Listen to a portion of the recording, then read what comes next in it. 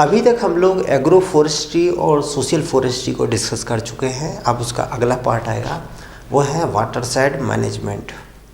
ये टॉपिक के दो काफ़ी इम्पोर्टेंट एस्पेक्ट हैं। फर्स्ट, अगर क्वेश्चन के हिसाब से देख लिया जाए तो ऑलमोस्ट हर साल इससे एक क्वेश्चन आ ही रहा है। कुछ ईयर में नहीं आया है 2-3 साल, अदरवाइज 2008 से लेकर 2019 तक कंटिन्यूस आया है। जो बीच में नहीं आया है उसका भी मतलब ये नहीं है कि ये नहीं आया है। एक्चुअल में इसके जो रिलेटेड सब्जेक्ट हैं, जैसे कि फॉरेस्ट सॉइल में आता है एफॉरेस्टेशन ऑफ डिफ़िकल्ट साइट, तो ये वहाँ पर अप्लाई हो गया, लिंक क्वेश्चन में आ गया। यानी कि पहला इम्पोर्टेंस इस सब्जेक्ट का ये है कि ऑलमोस्ट हर साल इससे क्वेश्चन कोई ना कोई आया हुआ है। दूसरा है कि ये सब्जेक्ट जो है वो बहुत छोटा है, 5-6 पेज में कंप्लीट हो जाता है और ऑलमोस्ट हर साल इस पर क्वेश्चन आ रहा है, तो इसका कॉस्ट बेनिफिट रेशियो बहुत ज़्यादा हाई है। तो प्रिपेयर करना बहुत ही इम्पोर्टेंट है। अब हमें इसकी डिटेल में जाने से पहले अपनी कुछ बेसिक समस्याएं समझ लेनी चाहिए। तो ये टॉपिक जो है वो अपना लगभग 60-70% अपना कंप्लीट हो जाता है अपने आप। आज के टाइम पे अपने यहाँ एक कहावत है, आज ही नहीं है, काफ़ी वर्षों से कहावत है, जल है तो कल है, जल है तो जीवन है। ये पूरा वाटर साइड का जो कॉन्सेप्ट है वो उसी जल के आसपास चल रहा है। समस्याएं क्या है? ग्लोबल वार्मिंग और क्लाइमेट चेंज। ग्लोबल वार्मिंग और क्लाइमेट चेंज का इम्पैक्ट पड़ रहा है अपने मानसून पर। मानसून का रिजल्ट ये आ रहा है कि जो पहले 4 महीने या 4.5 महीने रेनफॉल होती थी, वो अब ऐसा हो रहा है कि 15 दिन हो रही है। पहले कंटिन्यूस 10-10 दिन, जब मैं छोटा था अराउंड 90-95 के आसपास, तो उस टाइम पे जहाँ तक मेरी छोटी वाली जो मेमोरीज़ है, मैं देखता था कि हमारे यहाँ 6-6 या 7-7 दिन कंटिन्यूस रेनफॉल होती थी, झर होती थी। जैसे हमारे यहाँ लोकल में बोला जाता है झर लगी है, यानी कि 5-6 डेज कंटिन्यू रेनफॉल। मेरी जो ग्रैंड मदर थी, दादी थी, वो बताती थी कि जब वो छोटी थी तो उस टाइम पे 20-20 दिन, 25-25 दिन कंटिन्यू रेनफॉल होती थी। और अब 15-16 जून के आसपास मानसून अपने यहाँ पहुँचता है, और कभी पहुँच गया, कभी एक आध बार रेनफॉल हो गई। कई बार तो जो 4 मंथ की रेनफॉल होती थी वो अगर 4 मंथ यानी कि 120 डेज़, वो 120 डेज में मुश्किल से 20 डेज या 15 डेज ही रेनफॉल हो रही है। पानी की जो रेनफॉल थी वो अपनी कम हुई है। सेकंड समस्या, डिमांड पानी की कंटिन्यूस बढ़ी है अपनी। क्यों? जंगल कट रहे हैं, फॉरेस्ट जो अपना एग्रीकल्चर एरिया है वो बढ़ रहा है। आज के टाइम पे वाटर के कंजप्शन के जो 2 सबसे बड़े सोर्स हैं, वो एक तो है एग्रीकल्चर, दूसरा है इंडस्ट्री, थर्ड है ड्रिंकिंग वाटर। तो पानी की डिमांड कंटिन्यूस बढ़ रही है, बट सप्लाई जो थी रेनफॉल से वो कम होती जा रही है। सप्लाई के साथ एक और समस्या जुड़ी है कि जो रेनफॉल होनी थी, सपोज पहले जो रेनफॉल 30 डेज में हो रही थी, सपोज आपको 1-1 लीटर डेली रेनफॉल हो रही थी, अब क्या हो रहा है, रेनफॉल 30 डेज ना होकर वो 5 डेज हो रही है। तो बंच में एक साथ जो 1 लीटर होती थी, पहले जो 5 दिन होनी है उस दिन 10-10 लीटर हो गई। इस टाइप से हो क्या रहा है कि कम ड्यूरेशन में बहुत ही ज़्यादा हैवी टॉरेंशियल रेनफॉल हो जाती है। अब टॉरेंशियल रेनफॉल से क्या समस्या हो रही है? एक तो अपने जो रेनफॉल हुई टॉरेंशियल, वो सॉइल को इरोजन कर देती है। तो जो प्लान है अपने हमारे जो एग्रीकल्चर फार्म है उनकी फर्टिलिटी जो है, क्योंकि फर्टाइल जो सॉइल ऊपर की है, टॉप सॉइल जो है जिसमें सबसे ज़्यादा न्यूट्रिएंट होते हैं, उन्हें ये बह के लेके चली जाती है। और ना केवल ये न्यूट्रिएंट लेके गई, इसके साथ जो एग्रीकल्चर लैंड की जो ऊपर के में जो केमिकल डले हैं, जैसे कि पंजाब वाले हैं बहुत पेस्टिसाइड छिड़के हैं, वो पेस्टिसाइड भी ये अपने साथ बह के लेके गई और नदी नालों में लेके चली गई, जिससे उधर न्यूट्रिएंट इनरिचमेंट हो जाता है, यूट्रिफिकेशन होता है पोंड में, रिवर्स में, और ये पॉल्यूटेंट डायरेक्ट या इनडायरेक्टली डायरेक्ट पहुँच जाते हैं समुद्र में। या फिर अगर ये तालाब में गए, फिर वो एल्गी कंज्यूम करेंगी, उन्हें फिश कंज्यूम करेंगे, और फिश के थ्रू फिर हम लोगों के पेट में आ जाते हैं, यानी कि बायो मैग्नीफिकेशन। तो इस टाइप से वो फूड चेन में इंटर कर जाते हैं। एक तो ये समस्या रही। दूसरा, ये जो रन ऑफ का वाटर है, ये जब बह के जाता है, एग्रीकल्चर की प्रोडक्टिविटी गिरेगी, फार्मर की इनकम डाउन, एक साइड फार्मर जो स्टेक होल्डर है उसे ले लेते हैं, सॉइल फर्टिलिटी इसकी गिर रही है। ये जो रन ऑफ होके गया ये कहाँ जाएगा, कहीं ना कहीं जो भी नदी नाले के थ्रू फाइनली किसी मेन रिवर में पहुँचेगा और उस मेन रिवर पे कोई डैम बना होगा। जैसे उत्तराखंड में टेहरी डैम है, नर्मदा सागर डैम है, गांधी है, जवाहर है, बहुत सारे डैम, किसी न किसी डैम में जाके पहुँचेगा। अब ले लेते हैं कि ये किसी डैम में जाके पहुँच गया, गवर्नमेंट ने एक डैम प्रोजेक्ट बनाया, जस्ट हाइपोथेटिकली लेके चलते हैं जिससे समझ में थोड़ा आसानी जाए। एक ये रिवर थी, गवर्नमेंट ने यहाँ पर एक डैम कंस्ट्रक्ट किया, इस डैम के पीछे एक बड़ा सा तालाब बना दिया।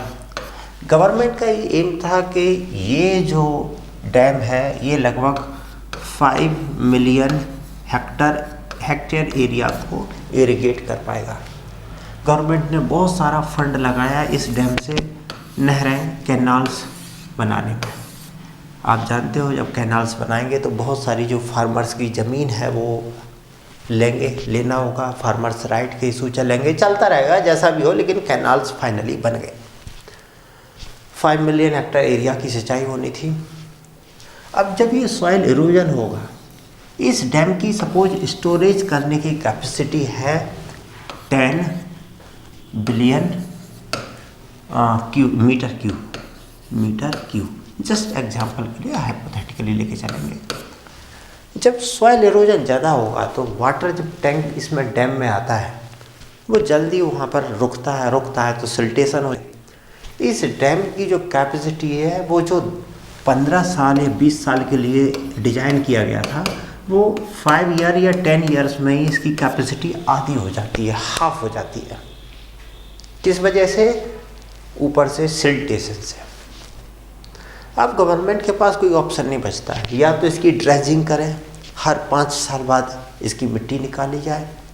अगर मिट्टी निकाले तो मिट्टी कहाँ लेके जाए? डैम प्लान में तो बना नहीं है, पहाड़ों में बना है, कहाँ मिट्टी लेके जाए? दूसरा, अगर इसकी कैपेसिटी हाफ हो जाती है, सपोज इसकी 10 बिलियन था, इसकी कैपेसिटी बची 5, तो ये क्या ये 5 मिलियन हेक्टेयर को इरिगेट कर पाएगा? नहीं, ये कर पाएगा 2.5 को। इसका रिजल्ट क्या आएगा कि जो दुनिया भर का जो इन्वेस्टमेंट था वो पूरा अपना डूब गया, कम से कम आधा तो डूब गया। ये तो एक एस्पेक्ट है। ये जो टोरेंशियल रेनफॉल हो रही है इसका एक एस्पेक्ट ये भी है, जैसे आपने 2008 में कोसी का देखा होगा, बिहार में फ्लड आया है, पूरा नदी है, ऊपर का नेपाल वाला बॉर्डर जो डैम था वो फूट गया, पूरा आधा बिहार डूब गया। लास्ट 2 ईयर पहले आपने कश्मीर में फ्लड आया था, इसमें अपनी चेन्नई का फ्लड आपको मालूम ही होगा, केरला का फ्लड पता ही होगा, मुंबई में अक्सर फ्लड आ जाता है। तो ये क्यों हो रहा है? रीज़न है कि जो वाटर है उसे अगर हम सोर्स पे कंट्रोल कर लें तो ठीक है, वो जब इकट्ठा एक साथ जब पूरा इकट्ठा हो जाता है, जब तिनके तिनके से जब पूरा पहाड़ बन जाता है, उसे नहीं हिला पाते, वो बहुत बड़ी चीज़ है। और जब एक साथ पूरा पानी बंच हो जाता है फिर तो वो भाई जिधर जाएगा जाएगा, फिर वो बर्बाद करेगा, हर जगह बर्बादी होती है। जस्ट एक एग्जांपल के लिए जिससे थोड़ी अदर चीज़ें लिंक हो सके उसमें, जैसे केरल में फ्लड आया, आप उसे केरल के फ्लड में केवल केरल की एग्रीकल्चर, केरल की जो इकोसिस्टम यानी कि बायोडाइवर्सिटी और इन्वायरमेंट, केवल वही बर्बाद नहीं हुई है, उसके साथ साथ आपके शेयर मार्केट में भी इम्पैक्ट पड़ा। कैसे? केरल में जब फ्लड आया तो वहाँ पर बहुत सारे जो छोटे छोटे थे, वहाँ पे एक कंपनी है मुथूट फाइनेंस, उनका लगभग 50 से 60% जो लोन है वो छोटे छोटे बायर्स को दे रखा था, 2 व्हीलर को दे रखा था। 2 व्हीलर में मुथूट फाइनेंस वही है जिनका कहना है जब घर में रखा हो सोना क्यों बाहर कोरोना।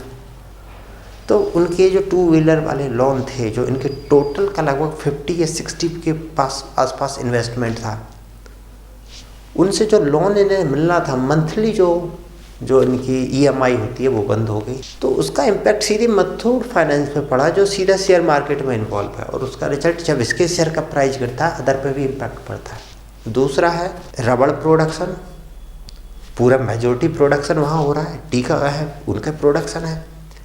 जब रबड़ का प्रोडक्शन गिर गया तो जो टायर मैन्युफैक्चरिंग है इनके पास इम्पैक्ट पड़ गया, इनका प्रोडक्शन गिर गया। उसको मेंटेन करने के लिए ये इंटरनेशनल मार्केट से अगर मंगाओगे, डिमांड बढ़ेगी, उसकी प्राइस बढ़ गया, इनका कॉस्ट बढ़ गया, व्हीकल का प्रोडक्शन कॉस्ट बढ़ गया। यानी कि इकोनॉमी में एक जगह का इम्पैक्ट, केरल का फ्लड केवल केरल वालों पे ही इम्पैक्ट नहीं देता है, उसका इम्पैक्ट यूपी, हरियाणा, पंजाब इन पे भी पड़ जाता है इनडायरेक्टली, क्योंकि लिंक हो जाती है इकोनॉमी। तो ये पूरे टॉपिक को कुल मिला के जो अपना पर्पज़ है कि ये इस टाइप से जो समस्याएं आ रही हैं फ्लड की, उन्हें रोका जाए, जो सॉइल और वाटर से रिलेटेड समस्याएं हैं उनको कंट्रोल किया जाए, और ये जो वाटर है इसे एक साथ तो मेंटेन नहीं कर सकते, लेकिन अगर छोटे छोटे में कर लें तो जैसे आपने पढ़ा होगा कि नॉर्थ इंडिया की जो रिवर्स है वो पेरिनियल्स हैं, क्योंकि हमारे यहाँ जो वाटर आता है वो हिमालय से आता है, ग्लेशियर्स कंटिन्यू मेल्ट होते रहते हैं, इन्हें मिलता रहता है पानी, साउथ वाली को नहीं मिलता है। अब अगर नॉर्थ की जो रिवर्स है या इकोनॉमी है पूरी जब ग्लेशियर्स पे है, और अगर उस वाटर जो है सपोज जो भी रेनफॉल हो रही है अगर नॉर्थ में वो 2 दिन में ही आ गई तो फ्लड ले आएगी। लेकिन अगर उस वाटर को थोड़ा रोका जाए, उन्हें बोला जाए कि थोड़ा रुक रुक के वहीं पर्कुलेट हो जाए, तो वो जो 2 दिन में आ रहा था वो धीरे धीरे करके आएगा। तो जो नॉर्थ इंडिया की जो रिवर्स है उनकी जो इकोनॉमी है वो ज़्यादा बेटर तरीके से चल सकती है। तो इस टाइप से एक बेसिक थीम आपको समझ में आ गई कि वाटर सेट का हमारे लिए इम्पोर्टेंस क्या है, हम पढ़ क्यों रहे हैं और इसमें क्या पढ़ने वाले हैं, वही चीज़ें कॉमन सी हैं। तो सबसे पहला तो आ जाता है अपना वाटर सेट का मतलब क्या होता है, इसकी डेफिनेशन। तो सीधा सा पॉइंट यही है कि यहाँ पर फ्लड हो जाए हम कंट्रोल नहीं कर सकते, लेकिन अगर जो वाटर है उसे यहीं पर छोटे छोटे एरिया को हम मेंटेन कर दें, इनका पानी वहीं रोक दे, तो यहाँ पर कभी फ्लड आएगा ही नहीं। हाँ, इसमें थोड़ा जाने से पहले, आगे जाने से पहले एक चीज़ और देख लेते हैं, खासकर हिमालय के लिए। हिमालय में पेड़ कट रहे हैं, हम लोग चाहते हैं, यानी कि गवर्नमेंट का जो एम है कि वो यहाँ पर और ज़्यादा से ज़्यादा ट्री हों। ज़्यादा ट्री होंगे तो क्या होगा, अपने वो एम जो है फॉरेस्ट कवर बढ़ाना, वो चीज़ें अलग हैं, वो इससे लिंक है, ऐसा नहीं है कि वो अलग है, इससे लिंक है, लेकिन कहने का पर्पज़ उन्हें डिस्कस करने की यहाँ ज़रूरत नहीं है। यहाँ अपने कुछ नए एस्पेक्ट अगर जोड़े जा सकते हैं तो उन्हें लिंक कर लेंगे। जैसे यहाँ पर हिमालय में दिक्कत है कार्बन की, ऊपर से रेडिएशन आता है, धीरे धीरे पॉपुलेशन बढ़ रही है, व्हीकल बढ़ रहा है, तो अगर यहाँ पर CO2 का लेवल बढ़ेगा हिमालय रीजन में, तो जो अल्बिडो हो रहा है वो क्या होगा, कम होगा। यहाँ पर गर्मी होगी, जब गर्मी पड़ेगी तो जो ग्लेशियर्स की जो मेल्टिंग की स्पीड है वो और बढ़ेगी। तो यहाँ पर कोशिश है कि ज़्यादा से ज़्यादा पेड़ हों। अगर इस वाटर साइड में ज़्यादा से ज़्यादा ट्री होंगी, एटमॉस्फेयर में CO2 का लेवल जितना ज़्यादा कम जाएगा उतना ही CO2 एटमॉस्फेयर में कम होगा, तो अल्बिडो उतनी ही ज़्यादा होगी, यानी कि जो रेडिएशन आ रहा है बिना एब्जॉर्ब हुए सीधा चला जाएगा। इसका रिजल्ट होगा यहाँ ग्लोबल वार्मिंग का इम्पैक्ट कम से कम पड़े अपने ग्लेशियर्स पे।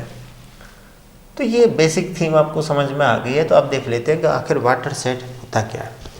वाटर सेट, वाटर मतलब पानी, सेट का मतलब जैसे अपना टीन सेट होता है, बस वैसे ही ख़त्म काम। तो इनका मतलब है कि वो एक एरिया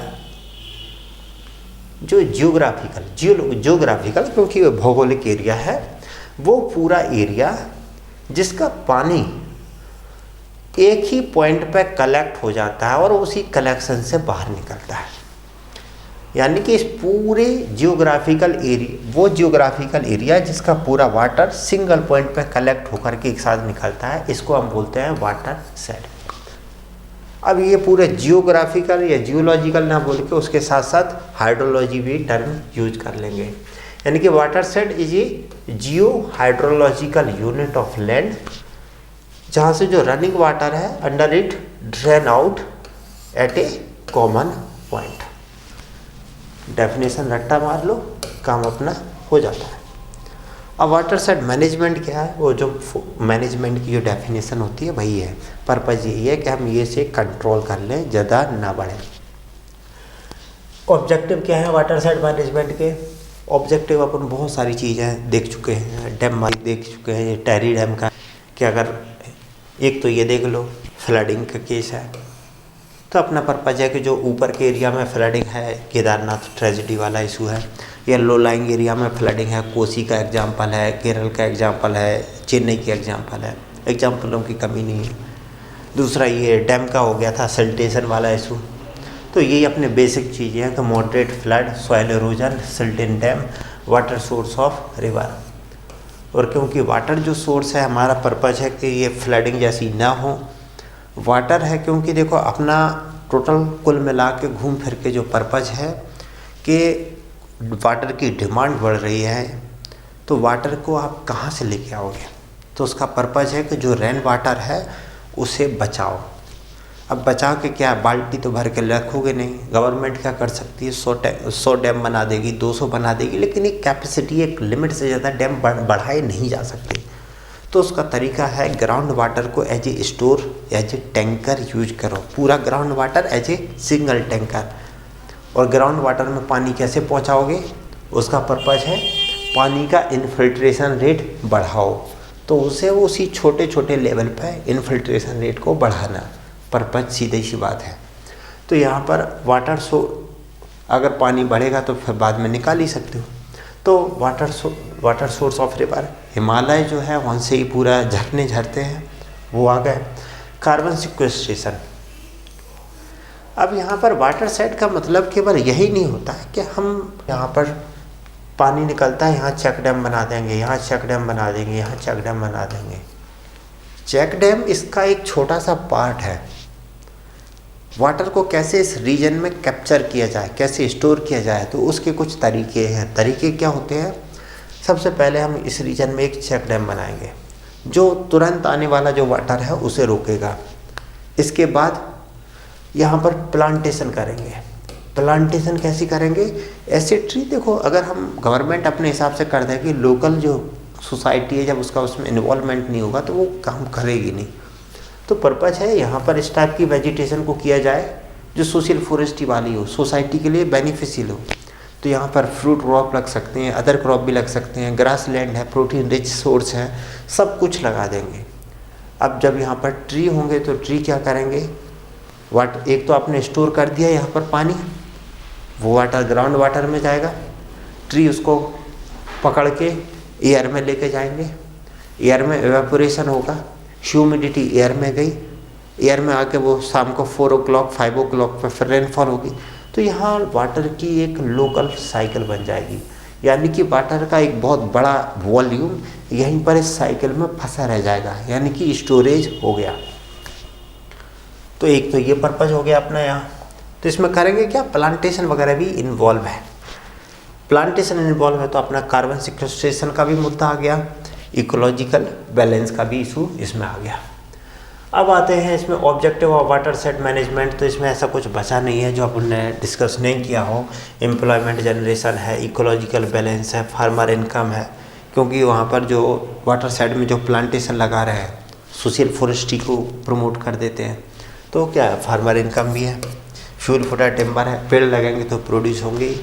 एक और एग्जांपल मैं बता देता हूँ, जो चंबल वैली रीजन है, तो चंबल में क्या है, यूपी जो गवर्नमेंट थी उन्होंने क्या किया कि जैसे टीले हैं चंबल में, उन टीलों के बीच बीच में ऐसे फार्मर जो थे, फार्मर से बोला कि देखो तुम वहाँ पर चेक डैम डलवाओगे तुम्हें पैसे लगेंगे, तुम्हारी ज़मीन है, चेक डैम हम डलवा देते हैं, हमारा भी जो भी 20,000 25,000 जाएगा हमारा जाएगा, यानी कि गवर्नमेंट का जाएगा, तुम चेक डैम बनवा लो। फार्मर को ये बेनिफिट है कि इधर से जो पानी आ रहा था वो पूरा इकट्ठा यहाँ हो जाता है, यहाँ सिल्ट जमा हो जाता है, उसका खेत का प्रोडक्शन बढ़ जाता है, तो फार्मर की इनकम बढ़ रही है सीधी सीधी। हमारा गवर्नमेंट का क्या बेनिफिट है, पानी जब यहाँ स्टोर होने लगेगा तो यहाँ का वाटर टेबल धीरे धीरे बढ़ेगा। और दूसरा, नीचे के एरिया में बह के चला जाता था, फ़ायदा नहीं, और उधर फ्लड और करता था, तो वो नहीं करेगा। फ्यूल फूडर टिम्बर, पेड़ लगाएंगे, सब कुछ बढ़ता ही है। तो कॉमन सी चीज़ें हैं, ये आराम से हो ही जाता है। नेक्स्ट है वाटर साइड का कैरेक्टर। कैरेक्टर में ये होता है कि साइज क्या है उसका, शेप क्या है, शेप स्क्वायर है, इलोंगेटेड है, ट्रायंगुलर है, स्लोप क्या है, क्लाइमेट कैसा है जहाँ पर हम बना रहे हैं, ड्रेनेज कैसा है, वेजिटेशन है, सॉइल है, ये सारी चीज़ें जो लोकल है जहाँ पर आप बनाते हो। तो जो क्लाइमेटिक, एडाफिक, टोपोग्राफिक और बायोटिक जो फैक्टर्स होते हैं उन वही सब इसमें अपने आ जाते हैं कैरेक्टर्स में। अब यहाँ पर मतलब अपना वाटर सेट 80% हो चुका है। अब आते हैं इसके एप्लीकेशन पार्ट, जैसे कि वाटर सेट को आप बायोडाइवर्सिटी कंजर्वेशन से जोड़ दो, वाटर सेट को आप सबके फार्मर की डबल इनकम करनी है उससे जोड़ दो, वाटर सेट को आप क्लाइमेट चेंज, ग्लोबल वार्मिंग के इम्पैक्ट पर जोड़ दो, ग्लेशियर मेल्टिंग से जोड़ दो, और भी जहाँ भी मिलना हो वहाँ जोड़ दो। जैसे importance of in rural development, rural में क्या होगा, आप जब जैसे मैंने जस्ट एग्जाम्पल के लिए बोला कि यूपी गवर्नमेंट ने क्या किया कि चंबल की जो रेबाइंस है वहाँ पर चेक डैम बनवाने का काम कर दिया। चेक डैम बनेंगे तो क्या हुआ, इसमें जैसे इनके पास टीले थे, यहाँ पर चेक डैम बनवा दिया, जो वाटर आ रहा था नहीं आएगा, मतलब वाटर रुक गया, फ्लड की समस्या ख़त्म हो गई। अब इससे होगा क्या, एक तो चेक डैम बनवाने के लिए नरेगा के अंडर दे दिया, रूरल जॉब क्रिएट हो गया। दूसरा यहाँ फार्मर के लिए क्या होगा, इनकम बढ़ेगी, क्योंकि ये जो जो वाटर आ रहा है वो टॉप सॉइल को बह के लेके आ रहा है, वो फर्टाइल होती है। जब फर्टाइल सॉइल यहाँ डिपॉजिट होगी तो इस एरिया का जो प्रोडक्शन है वो बहुत ज़्यादा होता है, ज़्यादा प्रोडक्शन ज़्यादा इनकम, फार्मर की इनकम बढ़ती है, उसका सोशल स्टेटस बढ़ता है, लिविंग स्टैंडर्ड बढ़ जाता है। दूसरा, इस रीजन में वो जो डैम होता है उस पर फार्मर को बोला जाता है कि कुछ पेड़ों की प्लांटेशन कर दो जिससे तुम्हारा ये जो डैम है वो फिक्स हो जाए, परमानेंट सा हो जाए। गवर्नमेंट को क्या बेनिफिट, पेड़ लग गए, उसका कार्बन सिक्वेस्ट्रेशन वाला काम चल रहा है, फॉरेस्ट कवर वाला वो भी काम चल रहा है, तो इस टाइप से उसे बेनिफिट होता है। तो यहाँ पर वही है, decrease urban flood, ground water table बढ़ेगा, इरिगेशन के लिए वाटर हो जाता है। हाँ, जब यहाँ पर ये भर जाता है ना तो इस एरिया में लगभग इरिगेशन देना ही नहीं पड़ता, क्योंकि इसके वाटर टेबल बहुत ज़्यादा हाई हो जाती है। जहाँ पर ज़मीनी घटिया है तो कम से कम वो पास्चर लैंड तो या फ्रूट बेल्ट तो हो ही जाता है। तो ये उसके रूरल एम्प्लॉयमेंट में बेनिफिट है। अब किसी से भी लिंक कर लो वो हो ही जाते हैं। एक मुद्दा आता है वाटर सेट का डिटेरियोरेशन कैसे होता है। फॉर एग्जांपल जैसे चंबल रीजन को ले लेते हैं, उन्होंने कहीं चेक डैम बना दिया, वो कैसे बर्बाद हो रहा है, गवर्नमेंट ने पैसा लगा दिया और क्यों वहाँ का जो एरिया था वो ख़राब हो रहा है। जैसे आज वो लेके प्रोजेक्ट आया, बहुत अच्छा था, कुछ टाइम के बाद वो एरिया बर्बाद हो जाता है। रीज़न ये होता है कि उसकी मेंटेनेंस नहीं करते। जब गवर्नमेंट वहाँ पर जाकर कोई डैम वगैरह छोटे से जो बंदियाँ बना के चेक डैम वगैरह बना देते हैं तो स्टार्टिंग में तो बन गया, लेकिन उसे मेंटेन करना होता है, अदरवाइज कहीं पानी इधर उधर से कहीं फूट जाता है और एक बार फूट गया प्रोजेक्ट फेल हो गया। तो फिर क्या है कि कोई पैसा लगवाना नहीं चाहता, वो फूट गया। तो इस टाइप से वो इशू है। दूसरा, कहीं का वाटर सेट था, हिली रीजन का था, सपोज हिमालय का था, तो वहाँ पर नए नए कंस्ट्रक्शन के प्रोजेक्ट चलते रहते हैं। अब जैसे ये कंस्ट्रक्शन का हो गया, आपका यहाँ का मिट्टी जो है वो नीचे छोड़ दी, ये जो पूरी लूज मिट्टी है बारिश के साथ जा कर के नीचे सिल्ट बढ़ा देगी। कई बार ये ज़मीन को ढीला कर देते हैं, क्योंकि रोड खोदने के लिए ब्लास्टिंग करते हैं, लैंड स्लाइड हो जाती है और फिर जा कर के नीचे कोई नदी जा रही होगी उसे ब्लॉक कर देते हैं, पानी एकदम स्टोर हो जाता है, ब्लॉकेज पे फोर्स पड़ता है और एक साथ ब्लॉकेज जब टूटता है तो नीचे आके फ्लड आ जाता है। तो ये दिक्कत है। नए नए डेवलपमेंट प्रोजेक्ट, बार बीच में वाटर सेट सब अच्छा चल रहा था, बीच में कोई माइनिंग प्रोजेक्ट आ गया, उनकी दिक्कत है, करप्शन है, ट्रांसपेरेंसी नहीं है, इसके लिए कोई पॉलिसी या ऐसा कोई एक्ट सपोर्ट वगैरह कुछ है नहीं। तो ये सारी दिक्कतें हैं। पीपल अपैथी वो हुई है कि वाटर सेट स्टार्टिंग में आया, लोग इन्वॉल्व होते हैं, बाद में मेंटेनेंस कोई करता नहीं उसकी। एक और है कि कई बार डैम्स या ये छोटे छोटे चेक डैम्स जो बनाए गए थे उनके आसपास प्लांटेशन करवा दी जाती है, जिससे कि चेक डैम उनकी रूट्स, जो ट्री की रूट्स हैं, उन्हें पक्का अच्छी तरह से बांध लें। लेकिन लोग क्या करते हैं, वो पेड़ों को काट ले जाते हैं, तो वो प्रॉपरली ग्रोथ नहीं कर पाते। फिर इसका आता है क्लासिफिकेशन वाटर सेट का। इसके एक तो ये कोडिफिकेशन में, ये क्लासिफिकेशन का ही पार्ट है कि माइक्रो, मिनी, सब वाटर सेट, कैचमेंट एरिया। इसकी एक लिमिट है कि 4000 हेक्टर से 2000 हेक्टर। जैसे 4000 हेक्टर से नीचे है तो हम उसे माइक्रो वाटर सेट बोलते हैं, 4000 से 2000 हेक्टर है तो हम उसे मिनी वाटर सेट बोलेंगे। फिर 2000 से ऊपर है, 2000 से 4000 तक है, तब हम उसे सब वाटर सेट बोलेंगे। तो इसे थोड़ा सा याद रख लो। दूसरा इस टाइप के साइज़ के हिसाब से स्मॉल, मीडियम, लार्ज, इन्हें देख सकते हो। ये ज़्यादा इम्पोर्टेंस तो नहीं है बट कई बार काम में आ जाते हैं, देख लो। नेक्स्ट आता है वाटर सेट मैनेजमेंट। मैनेजमेंट का जो पर्पज़ है वो वही है, एक तो हमें हाइड्रोलॉजिकल जो साइकिल है उसको बैलेंस करना है जिससे पानी एक साथ ना जाए। दूसरा है जो लोकल क्रॉपिंग सिस्टम है, देखो ये तो हमारा एम रहा, इसे तो हम करेंगे ही करेंगे, लेकिन केवल ये एम करेंगे तो लोग पार्टिसिपेट नहीं करते हैं। तो हमें वहाँ लोकल क्रॉपिंग सिस्टम है उसको भी देखना होता है, और सुटेबल क्रॉप कौन कौन सी हो सकती है, जिससे ऐसा नहीं कि लोकल जो सिस्टम है उसमें ऐसी क्रॉप आ गई हैं जो लोग तो कर रहे हैं लेकिन आपको लॉस पहुंचा रहे हैं। तो हम उसे उस टाइप की क्रॉप्स हैं, उनके टाइम है, उनको मेंटेन करते हैं, मैनिपुलेट करते हैं जिससे बैलेंस हो जाए। इसका एक डायग्राम वगैरह दिया ही हुआ, उसमें ज़्यादा कुछ है नहीं। फिर आता है factor affecting water set management. देख लेना, इसमें छोटी छोटी सी चीज़ें हैं, टेक्निकल इशू है, फंड नहीं है, एडमिनिस्ट्रेशन की प्रॉब्लम है, गवर्नमेंट में दिक्कत आ जाती है। और दूसरा वही एक लास्ट है कि लोग तब तक जुड़ते हैं इस टाइप के प्रोजेक्ट से जब तक उन्हें लगता है कि कुछ बेनिफिट है। एक टाइम के बाद लैग्जिटी आ जाती है, फिर लोग सोचते हैं अरे छोड़ो बहुत हो गया, तो ऐसा करके वो भाग जाते हैं आगे। यहाँ पर वाटर साइड में अपना काम हो गया है। अब बचता है इसका लास्ट टॉपिक है rain water harvesting. Rain water harvesting की डेफिनेशन क्या होती है वो आपको पता है, डेफिनेशन इसमें से पढ़ लेना। मेन मुद्दा होता है इसके टाइप को दो पार्ट में डिवाइड किया जाता है। एक होता है माइक्रो कैचमेंट, यानी कि एक होता है छोटे लेवल पे, एक होता है बड़े लेवल पे। छोटे लेवल का मतलब जैसे हम लोग इंडिविजुअल लेवल पे कर सकते हैं, जैसे कोई किसान है वो अपने घर पे कर सकता है, घर का कर सकता है रूफटॉप सिस्टम, या उसका जो खेत है वहाँ पर कर सकता है तो ऑन फार्म सिस्टम। तो ये रूफटॉप सिस्टम की अपनी पिक्चर हो गई। दूसरा है बड़े लेवल पे, यानी कि जो कम्युनिटी या गांव या पंचायत लेवल पे होती है, जहाँ पर क्या है मैक्रो वाले में, जिसमें जैसे वाड़ी सिस्टम है या ऑफ वाड़ी सिस्टम। वाड़ी का मतलब कुछ एरिया में होता है कि 5-5, 6-6 गाँव को आसपास घेर के, जैसे एक विलेज ये है, एक विलेज ये है, दूसरा ये है, तीसरा ये है, एक बड़ा सा बाउंड्री बना दिया जाता है पूरे में। इनका पूरा जो वाटर है वो इसी एरिया में रहता है विलेजों की, और इनकी प्रोडक्टिविटी काफ़ी अच्छी होती है, बाहर नहीं जा पाता। तो इस टाइप के सिस्टम भी हैं। तो इसमें वाड़ी और ऑफ वाड़ी सिस्टम, इसको पूरा डिटेल में यहाँ पर एक सिस्टम में दे रखा ज़्यादा है, इसमें दिमाग का दही ज़्यादा होता है क्योंकि बहुत सारी चीज़, बस इसमें अपना बेसिक जो अपने मतलब का था वो यही है, ऑन फार्म रूफटॉप छोटे लेवल पे, वाड़ी और ऑफ वाड़ी सिस्टम ये बड़े लेवल पे। फिर इसमें क्या क्या आते हैं, जैसे कंटूर रूज है, फार्म में कंटूर रूज है, स्मॉल पिट है, रन ऑफ स्ट्रिप है, मास्केट है, ये सारी चीज़ें हैं। देखना हो देख लेना, नहीं तो इतना मेरे हिसाब से तो डिटेल कुछ का मतलब है नहीं। यहाँ पर जो पीपीटी में लिंक दी गई है, अगर आप चाहते हो इनमें डिटेल पढ़ना तो ये पीपीटी पे ये लिंक पे क्लिक करोगे ये आ जाएगा।